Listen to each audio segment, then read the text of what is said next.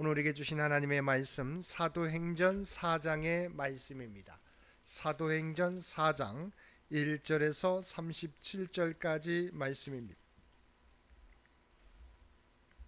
사도행전 4장 1절에서 37절까지 우리 한 절씩 교독하겠습니다.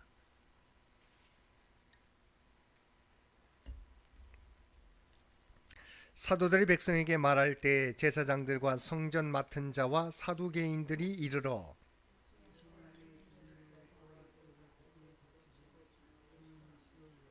그들을 잡음에 날이 이미 저물었으므로 이튿날까지 가두었으나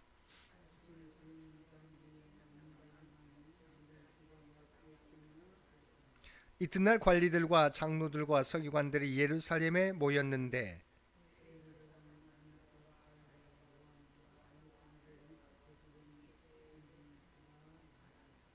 사도들을 가운데 세우고 묻되 너희가 무슨 권세와 누구의 이름으로 이 일을 행하였느냐?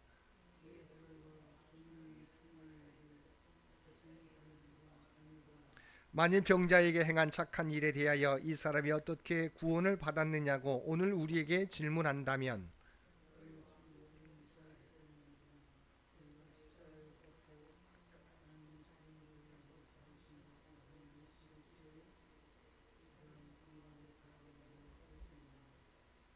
이 예수는 너희 건축자들의 버린 돌로서 집 모퉁이의 머릿돌이 되었느니라.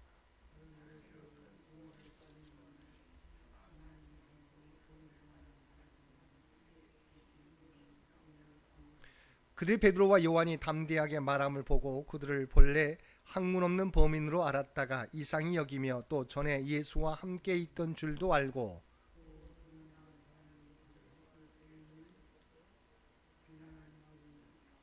명하여 공회에서 나가라 하고 서로 의논하여 이르되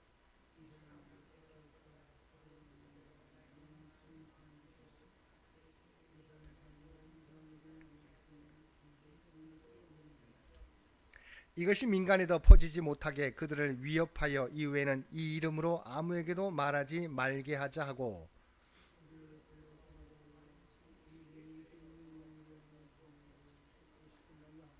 베드로와 요한이 대답하여 이르되 하나님 앞에서 너희의 말을 듣는 것이 하나님의 말씀을 듣는 것보다 옳은가 판단하라. 관리들이 백성들 때문에 그들을 어떻게 처벌할지 방법을 찾지 못하고 다시 위협하여 놓아 주었으니 이는 모든 사람이 그 된 일을 보고 하나님께 영광을 돌림이라. 사도들이 노임에 그 동료에게 가서 제사장들과 장로들의 말을 다 알리니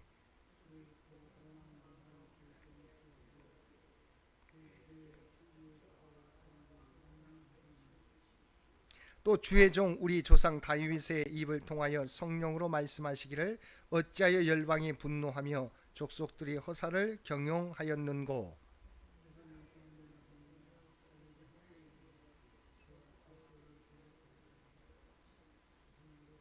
과연 헤롯과 본디오 빌라도는 이방인과 이스라엘 백성과 합세하여 하나님께서 기름 부으신 거룩한 종 예수를 거슬러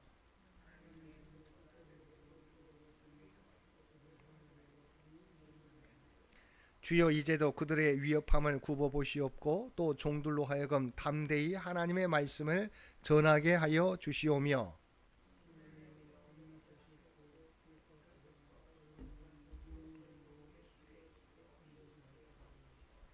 빌기를 다음에 모인 곳이 진동하더니 무리가 다 성령이 충만하여 담대히 하나님의 말씀을 전하니라.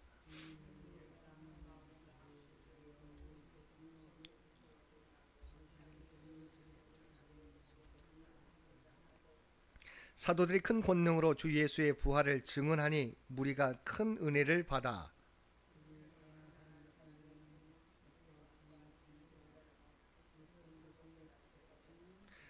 사도들의 발 앞에 두매 그들이 각 사람의 필요를 따라 나누어 줌이라.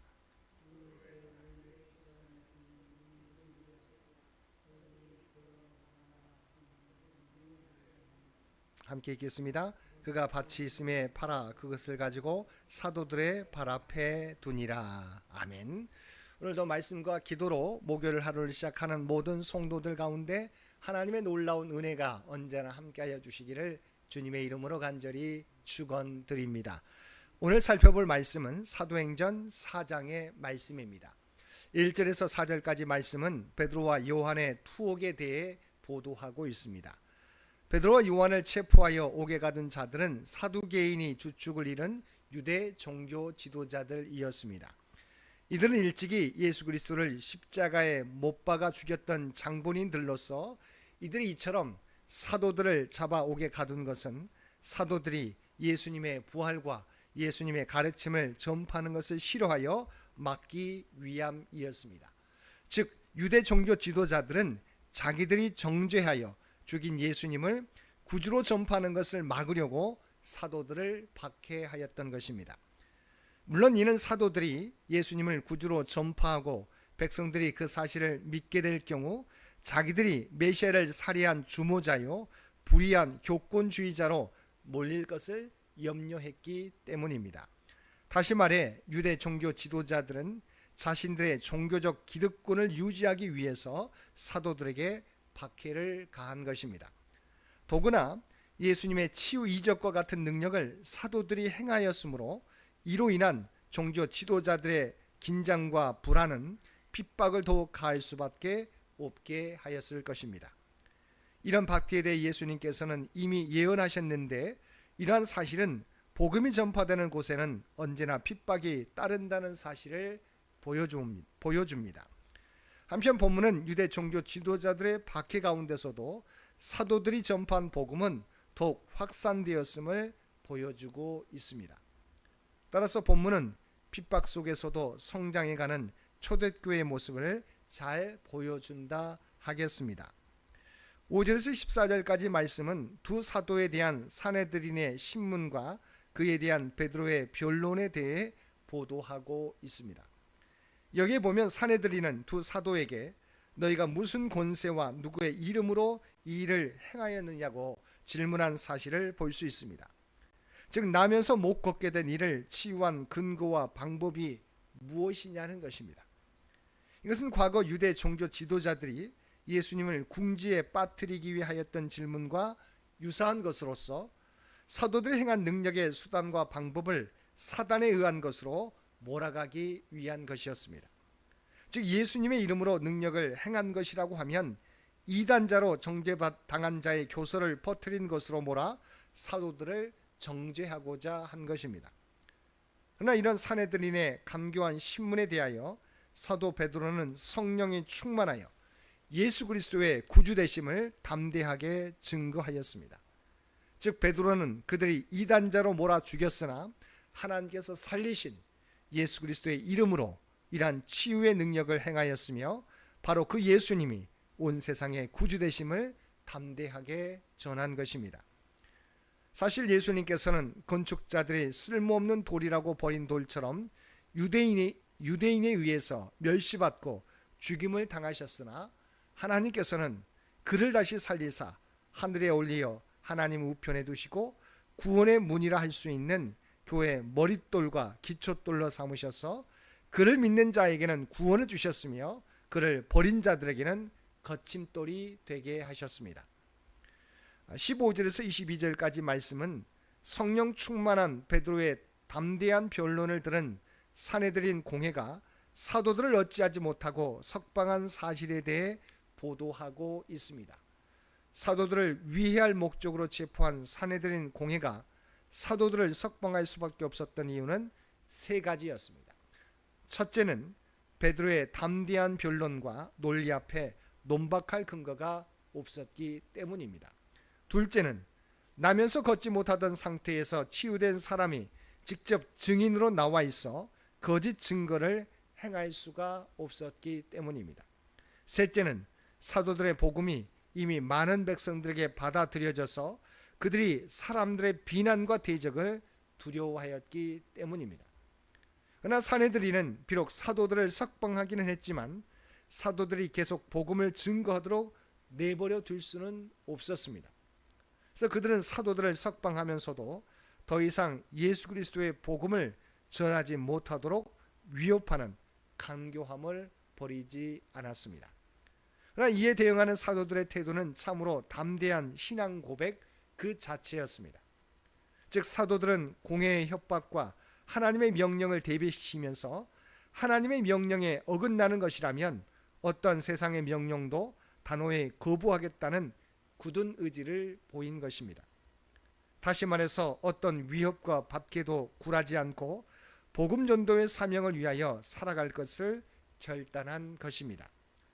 사도들은 비록 세상의 학문을 배우지 못한 평범한 사람이었지만 세상의 지혜와 능력을 이길 수 있는 성령의 충만한 권능과 지혜를 가지고 있어서 복음 전파에 부족함이 전혀 없었던 것입니다. 23절에서 31절까지 말씀은 산헤드린에 의해 석방된 사도들을 맞는 성도들의 반응에 대해 보도하고 있습니다. 여기에 보면 석방된 베드로와 요한 두 사도가 교회에 가서 그 상황을 보고하자 성도들은 분열하거나 배교함이 없이 도리어 예고된 박해를 생각하면서 더욱 담대한 신앙을 갖기 위하여 기도함으로써 더욱 하나된 모습을 보여주었습니다. 특히 성도들은 히스기야의 기도를 인용하여 하나님께 영광을 돌리고 시편 2편을 이용하여 예수 그리스도의 고난과 자신들의 고난이 동일한 것임을 강조함으로써 자신들이 그리스도의 고난에 동참하는 것을 기뻐하였습니다. 아울러 성도들은 당면한 박해만을 제거하여 평안을 주기를 바라는 수동적인 기도가 아니라 그 박해를 초월하여 그리스도의 복음이 널리 전파되게 해달라는 적극적이고 능동적인 기도를 드림으로써 고난 앞에서 성도들의 합당한 태도가 무엇인지 그 방향을 명백히 제시해 주고 있습니다. 한편 하나님께서는 성도들의 기도에 응답하여 성령 충만의 체험을 주시고 땅에 진동하는 역사를 보여주셨습니다. 이런 성도들의 성령 충만은 더욱 담대히 복음을 전하는 원동력이 되었고 교회를 하나 되게 하였습니다. 마지막 32절에서 37절까지 말씀은 예루살렘 초대교회가 유대교회 밖에도 불구하고 헌신적인 유무상통의 신앙 공동체 생활을 통하여 더욱 크게 성장해 갔음을 보도하고 있습니다. 누가는 이미 초대교회 유무상통의 공동체 생활에 대해서 사도행전 2장에서 소개한 바 있습니다. 그러나 여기서는 앞에서와 달리 핍박 속에서도 더욱 확장되고 지속되는 신앙 공동체의 일면을 강조하고 있다는 점에서 사도행전 2장의 내용과는 구별됩니다. 이것은 결국 외부적으로는 담대하게 복음을 전파하고 내적으로는 서로 뜨겁게 사랑하는 교회의 본질을 나타내고 있는데, 이러한 초대교회의 모습은 하나님 사랑과 이웃 사랑이라는 가장 큰 계명을 실행하여서 예수님의 가르침을 몸소 실천하고 있는 것을 보여주고 있습니다. 한편 누가는 예루살렘 초대교회 성도의 대표적인 모습으로 바나바의 봉헌을 기록하여서 참된 성도의 모습을 소개하고 있는데, 이런 바나바의 헌신은 결국 그로 하여금 바울과 함께 선교사의 사명을 감당케 하였습니다. 사랑하는 성도 여러분, 본문에서 초대교회는 성도 간에 서로 사랑으로 교제하고 연합했으며 사도들의 가르침을 기뻐했고 봉헌하여 구제에 힘쓰는 교회였다고 말씀하고 있습니다. 이런 교회가 하나님이 원하시고 기뻐하시는 교회의 모습입니다. 우리도 이 초대교회의 모습을 본받아서 이 땅에서 하나님 사랑과 이웃 사랑을 실천하여서 주님이 기뻐하신 교회로 거듭나는 저와 여러분 모두가 되시기를 주님의 이름으로 간절히 축원드립니다. 함께 기도드리겠습니다. 사랑하는 내가 충만하신 아버지 하나님, 우리 교회와 우리의 모든 성도들의 삶이 초대교회와 같이 하나님 사랑과 이웃 사랑을 실천하며 살아가게 하여 주옵소서. 그리고 어떤 상황을 만나더라도 주님을 부인하지 않고 주님을 섬기며 증거하는 주의 백성들 모두 되게 하여 주시옵소서. 오늘 또 이 나라와 이 민족을 기억하여 주시고 오직 하나님의 뜻 가운데 통치하시고 인도하여 주시기를 원합니다. 또한 교회 창립 100주년을 준비하며 나아가는 창현재단을 기억하여 주시고 지금까지 지켜주셨던 것처럼 다음 선교 100년을 준비하는 데 부족함이 없게 하여 주옵소서. 창현교회를 통해 이루어 가실 놀라운 하나님의 계획을 우리가 모두가 깨닫게 되는 놀라운 역사를 더하여 주시옵소서. 육신의 연약함 가운데 있는 주의 백성들을 또한 기억하여 주시기 원합니다. 그들이 주님의 십자가를 향하여 간구하며 기도하며 나아가게 될 때, 주님을 의지하며 나아가게 될 때 그들의 간구 가운데 역사하여 주옵소서. 하나님의 놀라운 치유와 회복의 역사를, 마음의 평안을 허락하여 주시옵소서. 살아오는 자녀 손들을 위해서 기도드립니다. 아버지 하나님, 다음 교회의 미래를 이끌어갈 귀한 사랑하는 자녀들 가운데 하나님을 향한 믿음이 더욱더 뜨거워지게 도와주시옵소서. 그들의 믿음이 약해지지 않게 되길 원합니다. 또한 하나님 주신 꿈과 비전을 준비해 가게 될 때 하나님의 지혜와 능력으로 인도하여 주시옵소서. 얼마 남지 않은 수능생과 아버지 하나님 임용고사를 준비하는 주의 백성과 또한 취업을 준비하는 사랑하는 자녀들을 기억하여 주시고 그들의 노력이 헛되지 않도록 마지막까지 주께서 그들을 붙들어 주옵소서. 오늘도 우리에게 복된 하루를 허락해 주신 것 진심으로 감사드립니다. 날마다 주님과 동행하며 살아가는 우리 모두가 되게 하여 주시옵소서. 우리가 이 땅에 살아가지만 하나님의 구원받은 백성, 구별된 백성이라고 하는 정체성을 잃어버리지 않게 하여 주옵소서. 이 모든 간구 우리를 구원하여 주신 예수님의 이름으로 간절히 기도드리옵나이다. 아멘. 여러분